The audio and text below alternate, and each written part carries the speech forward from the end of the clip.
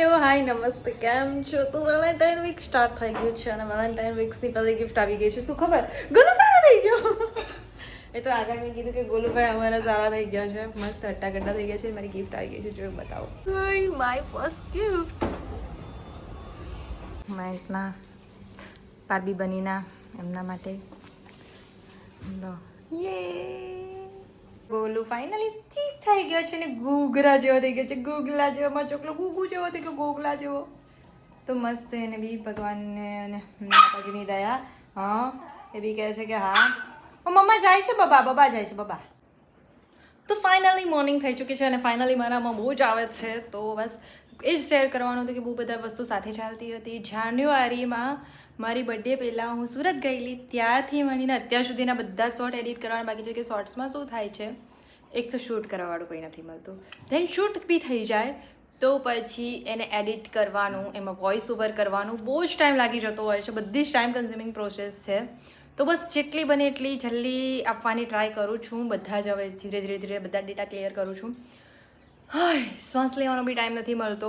મારી સાથે શું થાય છે ખબર? એક તો શૂટ કરવા માટે કોઈ નથી મળતું, બહુ જ શોધું છું. બર્થડેના વિડીયોઝ માટે બી બહુ શોધ્યા, બટ જોઈએ એવું પર્સન નથી મળતું. મળે તો ઠીકઠાક શૂટ કરી લે છે.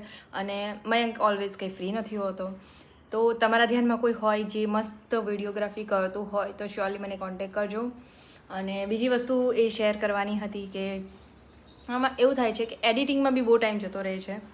કારણ કે વસ્તુ એટલી બધી ભેગી થતી જાય. અને એકવાર તો એવું બી થયું કે બધા વિડીયોઝ બધું એડિટ થઈ ગયું અને વોઇસ ઓવર કરવાનું હતું બાકી આઈ થિંક, અને વિડીયો ડિલીટ થઈ ગયા. તો આવી કન્ડિશનમાં બી આવું થાય ને એટલે બસ યાર રડવું આવે. અને એન્કરિંગના બી કન્ટિન્યુ શોર્ટ્સ બધા ચાલુ છે, તો એમાં બી એવું થાય છે કે કોઈ શૂટ કરવાવાળું જ નથી હોતું.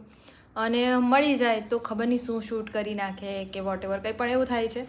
તો મોસ્ટલી જગ્યાએ એવું જ થાય છે કે શૂટ કરવાવાળું પર્સન નથી મળતું એટલે બધું અટકીને બેસી જાય છે. એનીવેઝ તો તમે જોઈ લો, અત્યારે તો બહાર જવાનું છે, મળીએ. આપણે પહોંચી ચૂક્યા છે લાલ દરવાજાની પાનકોટ નાકા પાસેની માર્કેટમાં. અને અહીંયાથી લેવાના છે મારા લેન્સ. મેં વ્હાઇટ કલરના લેન્સ પાછા તોડી નાખ્યા. અને આ વખતે જે વ્હાઇટ કલરના લેન્સે ધોકો આપ્યો છે ને યાર, એકવાર તો ઊંધા નંબર આવી ગયા, બીજી વાર છે તો તૂટી ગયા. આવું આવું ચાલુ રહે છે. તો ટ્રાફિક તો અહીંયાથી દેખાય છે. શાક માર્કેટમાંથી આગળ વધ્યા છે. તો અહીંયા ફ્રૂટ માર્કેટ પણ છે પાછળ. તો આ કોઈ નહીં જોયું હોય તો થોડું કે ચલો બતાવતા જઈએ તમને. શકો છો કેટલા બધા ફ્રૂટ્સ છે. ગલી છે, જોઈ શકો છો કેટલી સાંકડી ગલી છે. અને અહીંયા એક બાજુ લેસ, દુપટ્ટા અને એવું બધું મળે છે. બ્લાઉઝો પણ છે, જો લેસો છે, લટકણો છે, જોઈ શકો છો કેટલી બધી વસ્તુ છે. જો આ બાજુ બી સામે લેસો છે. હતી કે હળદર હતી એ ખબર નથી, પણ કુંડું આવ્યું. અને આજે ગુલાબ છે એને બી રોપવાનું કાર્યક્રમ કરી લઈએ. પોપટ થઈ ગયો. મૂળો તો દેખાય છે. હવે આમાં શું છે જોઈએ. જેવું કંઈક દેખાય છે. મિની કરી નાખ્યું, આમાં રોપ્યો છો જઈ જાય તો સારું. આટલું માટે કાઢ નાખી અને આ બધું બી નજીક લઈ લીધું. 4 ગ્રોબે ખાલી કરી દીધી. આટલી લસણ નીકળી. કંઈક હાલ કર્યો છે મેં મારા ગાર્ડનનો. હવે જોઈએ આગળ.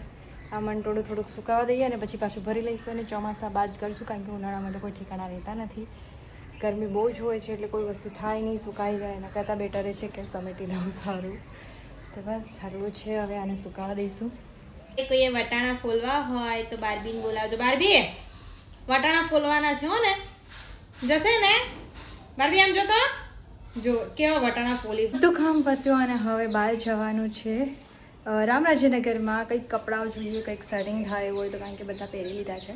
તો હવે કંઈક નવું વિચારીએ બનાવવા. અને નેલ્સમાં ખબર નહીં શેનું પેન થાય છે, વાંધો નહીં. પાછું તો જો યાર એવું લાગે કે જાણે પિમ્પલ્સ તો મને જ થાય છે. આની વેસ્ટ તો જઈએ બહાર અને મળીએ. ત્યાં તો ભૂલી જ ગઈ કે મેં બ્લોગ ચાલુ કરેલો હતો અને હેન્ડલૂમમાં પહોંચી ગયા છે.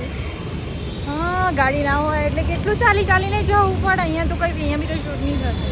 તો બી જોઈશ શું બતાવાય છે.